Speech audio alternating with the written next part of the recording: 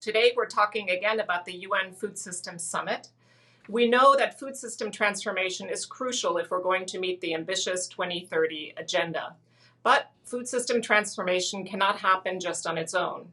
Among the most important drivers for food system transformation are policies and finance.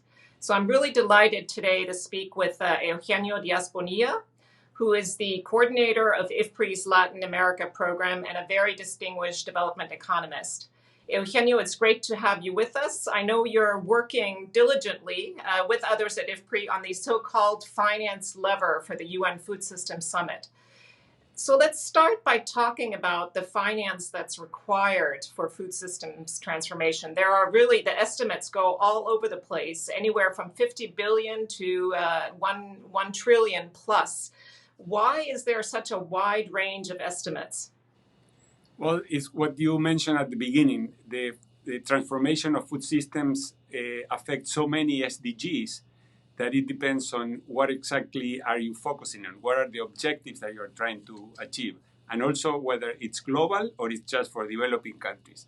Going back to the objectives, of course, the more obvious would be SDG 2 that talks about hunger, nutrition, malnutrition, and sustainable agriculture.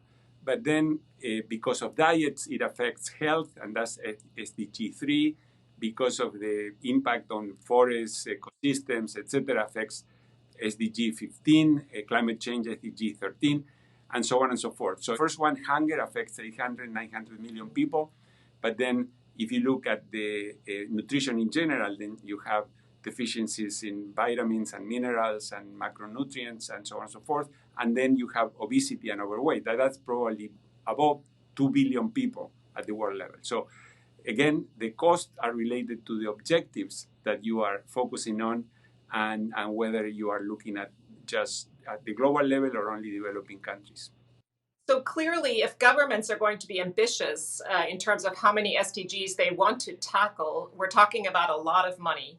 So when we think about the different sources of finance, there are two that seem the most obvious to me. One of them is the consumers, who are the final purchasers of the food, and the other one are the various private sector players along the value chain who both invest in but also take profits from food systems. So what are some of the policies to try to influence those two substantial funding flows? Yes, that you mentioned exactly what we, in a paper that we wrote with Joe Swinen and Rob Boss for the Global Food Policy Report that is coming out in this new edition, we distinguish between internal flow of funds and external flow of funds. The internal to the food system, and certainly the consumer expenditures, which, as you said, are the other part of the cash flows for all the operators in food chains, from the small farmer in Honduras or Kenya or Philippines to Walmart and McDonald's and everything in between, that comes from the expenditures from consumers. And on the other hand, also you have the cash flow within the value chains, and then public policies can influence those flows as well. The main point is, what are the objectives that you want to attain with these interventions? What are the problems that you want to solve? No? This is the problem, this is the quantity of the problem, and then my objective is what would look a problem solved? What would be the metrics for that? And then you can decide, well, it's something that the private sector can do, or it's something that needs government interventions. Excellent. Governments, of course, also have tremendous public expenditures directed towards their own agri-food sectors. And some people seem to be thinking that we can take some of these payments or subsidies and repurpose them. Do you think this is an interesting idea? So looking at the specifically public sector expenditures, this idea comes from the estimate from the OECD that looks at the largest producers at the global level, OECD members or not OECD members, and the estimates that there are around $600 billion in agricultural subsidies.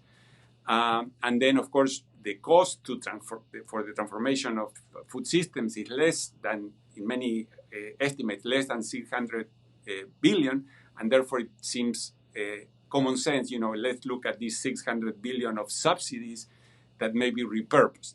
But the problem is several problems. One is once you begin to look at the numbers, this 600 billion, about 220 billion are mostly transferred from consumers to producers. There's not government expenditures. It's something that happens through trade policy.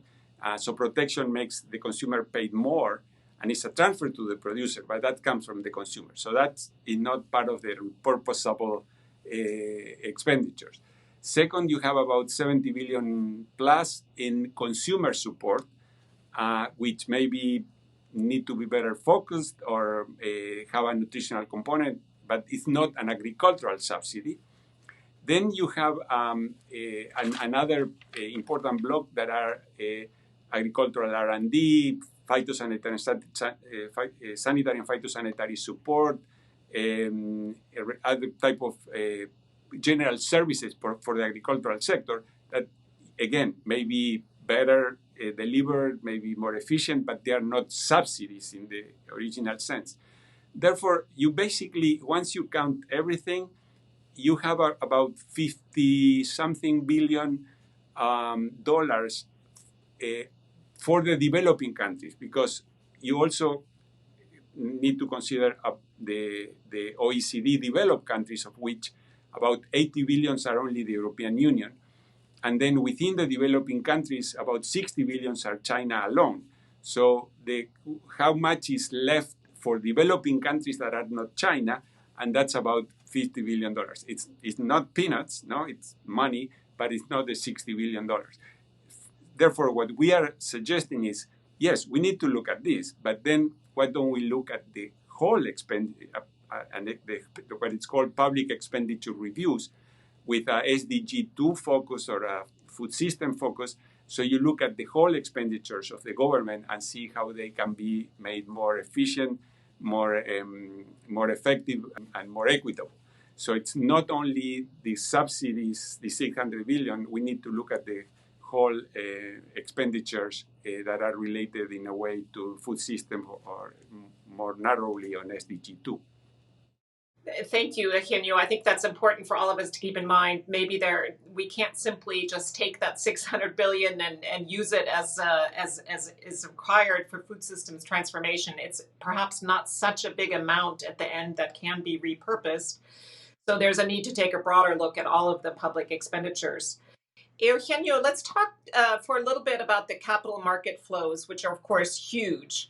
And a growing proportion of those actually now fit into this category of impact investment. How much can impact investment grow? And more importantly, perhaps, how much of that money could go towards the agri-food sector or towards food systems transformation? As you say, that's a lot of money, what they call the ESG investments. So it's environmental, social, and governance investments or impact investment, or green bonds or social bonds. It's a substantial amount of money.